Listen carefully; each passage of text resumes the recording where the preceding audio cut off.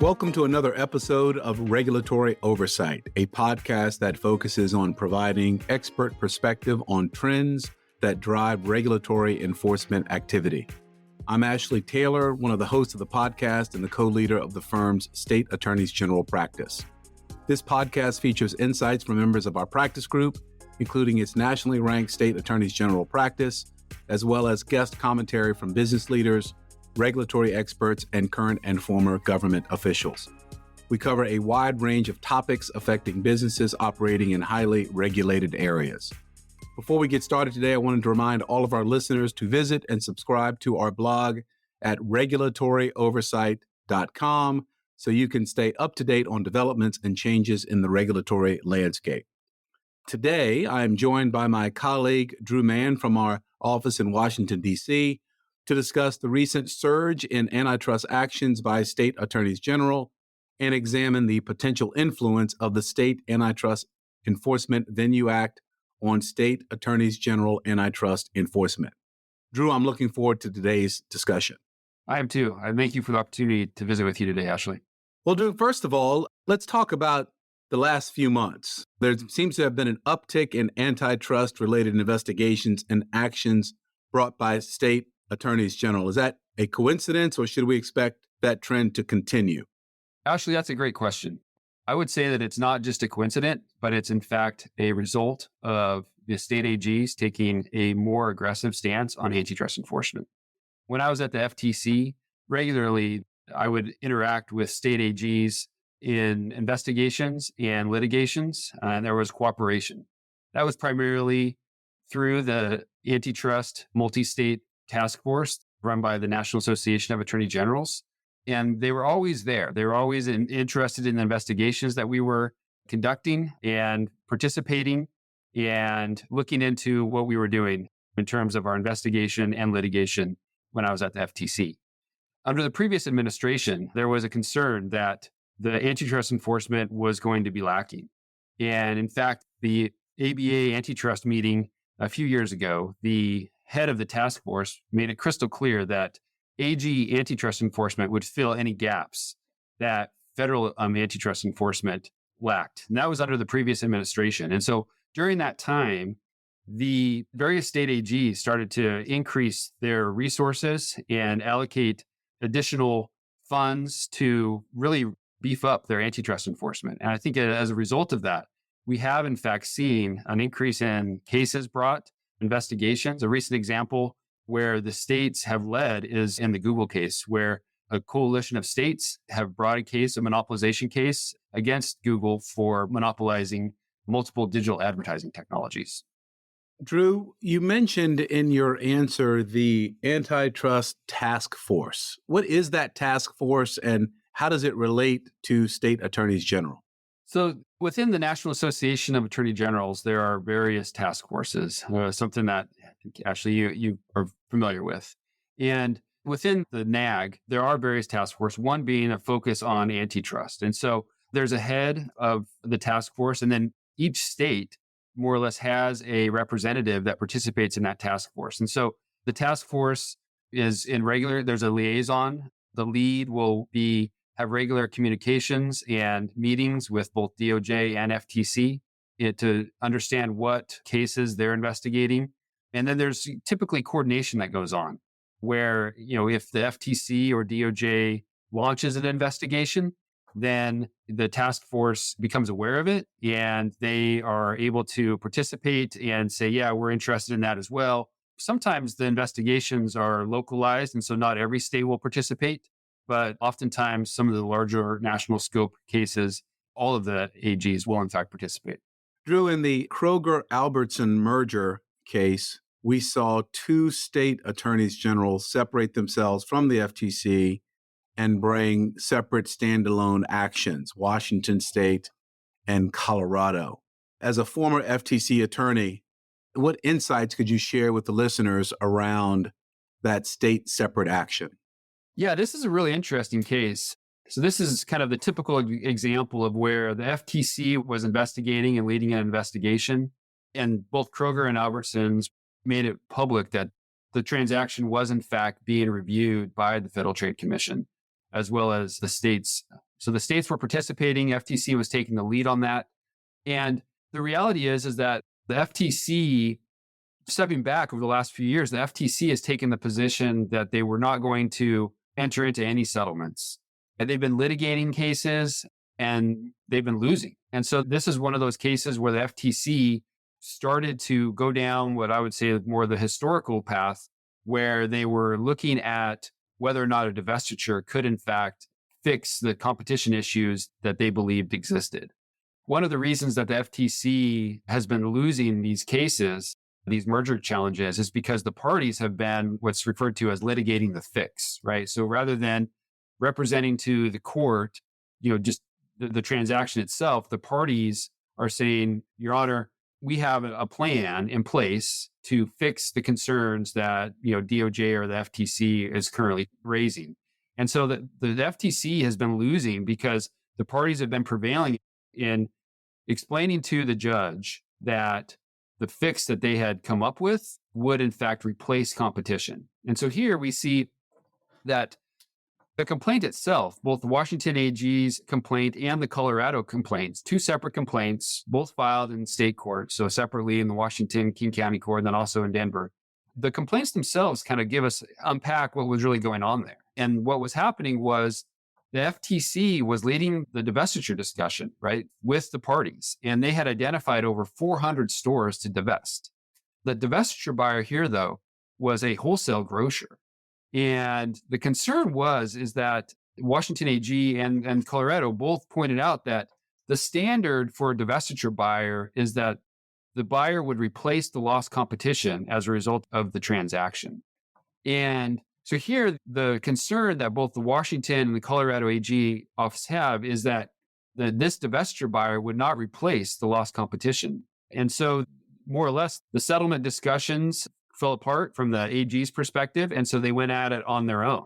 Washington pointed to the failed divestiture in the 2015 Safeway merger, where Albertsons acquired Safeway, and as a result of that transaction, the FTC required 168 stores to be divested. However, in Washington, those divestitures did not work, and in many of those stores actually shut down. And so the Washington AG is worried that this same exact thing will happen in the current Kroger Albertsons matter. And so they more or less decided to go at it on their own.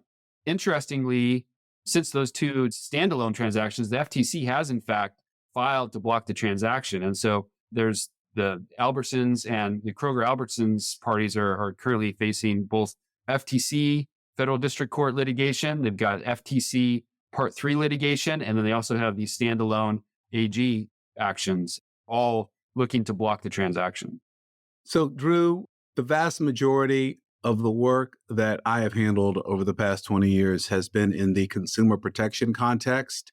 And in that context, a number of state AGs have developed relationships with private counsel.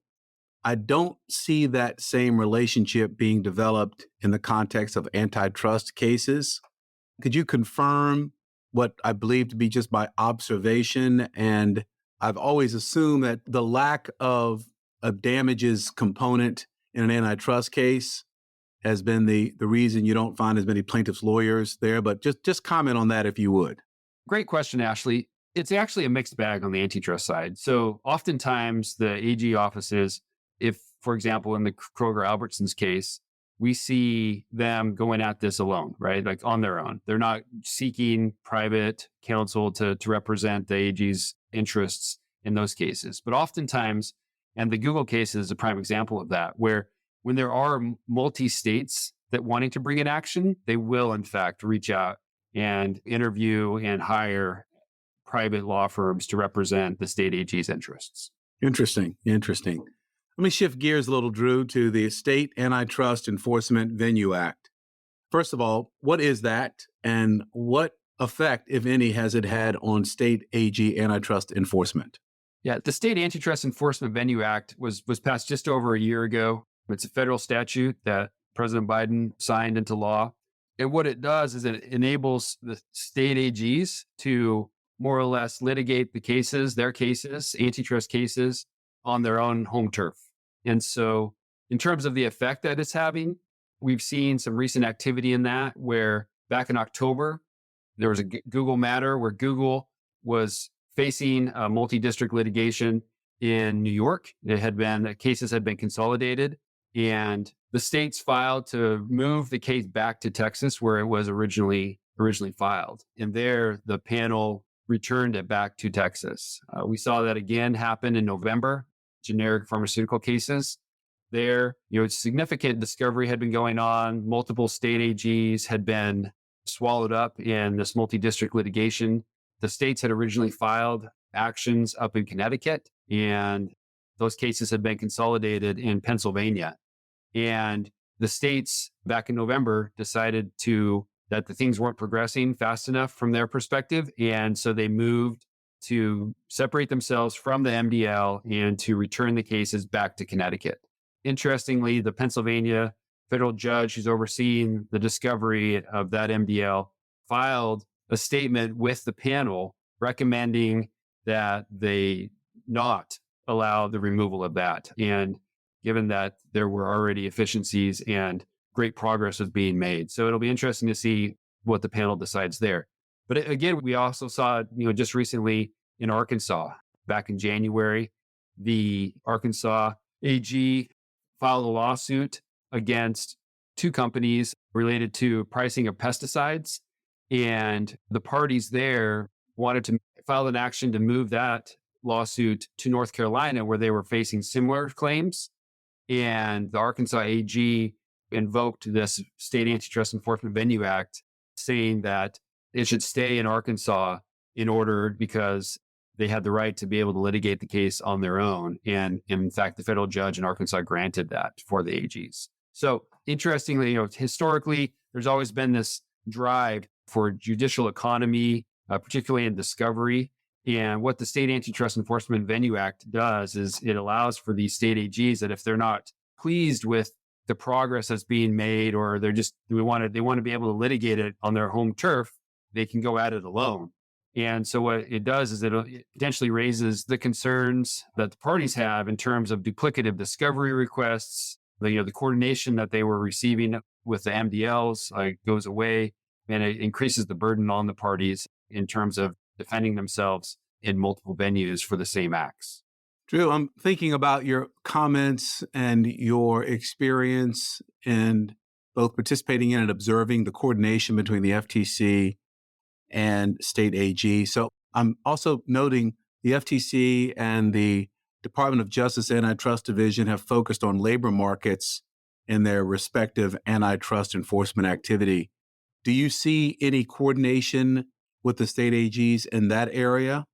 So there definitely is coordination there, particularly in labor markets. An interesting development was that the California DOJ just recently announced that they were going to kind of reinvigorate the Cartwright Act with their enforcement of no poach and non-compete agreements. And interestingly, they even referenced the fact that they would potentially be bringing criminal cases under the Cartwright Act, which California DOJ has not done in over 25 years.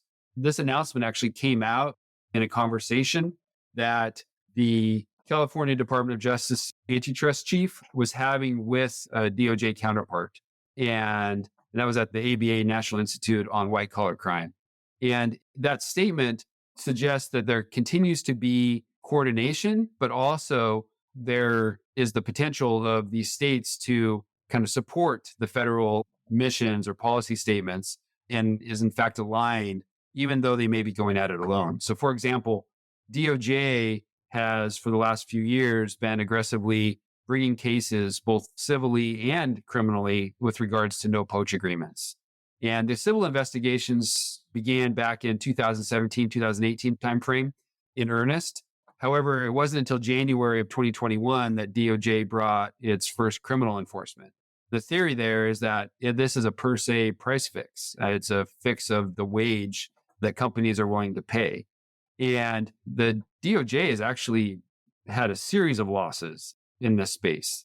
And so you see here this California DOJ looking to more or less reinvigorate their criminal prosecution using the Cartwright Act, which interestingly they indicated that the Current Right Act was broader and deeper than its federal counterpart. So the Sherman Act.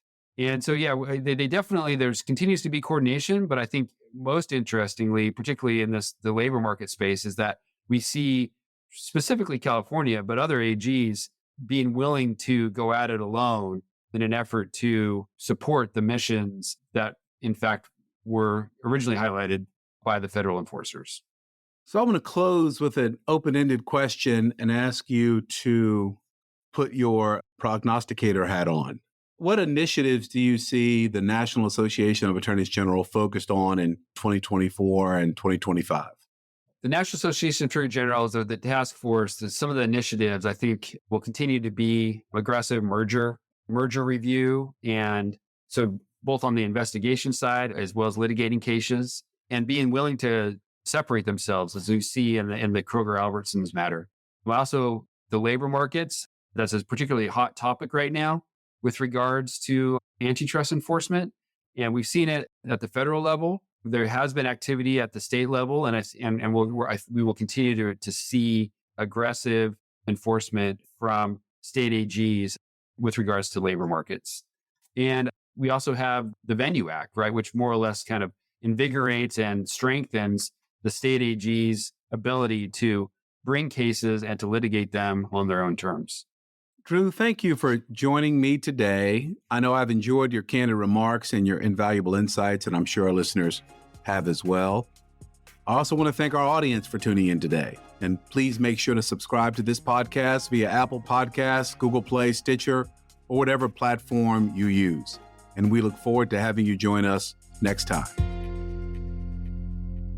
Copyright Troutman Pepper Hamilton Sanders, LLP. These recorded materials are designed for educational purposes only. This podcast is not legal advice and does not create an attorney-client relationship. The views and opinions expressed in this podcast are solely those of the individual participants. Troutman Pepper does not make any representations or warranties, express or implied, regarding the contents of this podcast. Information on previous case results does not guarantee a similar future result. Users of this podcast may save and use the podcast only for personal or other non-commercial educational purposes. No other use, including, without limitation, reproduction, retransmission, or editing of this podcast may be made without the prior written permission of Troutman Pepper. If you have any questions, please contact us at troutman.com.